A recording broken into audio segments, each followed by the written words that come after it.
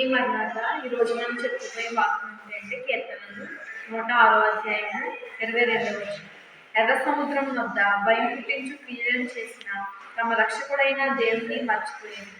ఇప్పుడు ఈ వాక్యంలో మనకి ఏం కనబడుతుందంటే ఇశ్రాయేలు దేవుని మర్చిపోయారు అని వాక్యంలో కనపడుతుంది. అన్ని ఐగుప్తులో ఉండగా అనేక కార్యాలు చేసిన దేవుని వారు మర్చిపోయారు. మన జీవితంలో కూడా మనకు కూడా దేవుడు మన పట్ల ఎన్నో కార్యాలు చేస్తూ ఉంటారు. అయినప్పటికీ వాటిని మనం మర్చిపోయి బ్రతుకుతూ ఉంటాం.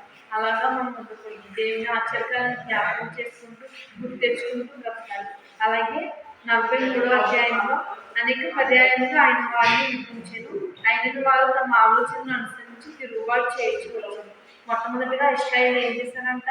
దేవుని మర్చిపోయారు. రెండవదిగా ఆయన మీద తిరుగుబాటు చేసిన వారు ఉన్నారు. మనం కూడా మన జీవితంలో దేవుని మర్చిపోయాం. చాలాసార్లు దేవుని మర్చిపోయి అలా బ్రతకూడదు అనేది మనం తెలుసుకోవాలి. అలాగే తిరుగుబాటు చేయడం నిశ్చయం చేసిన పని.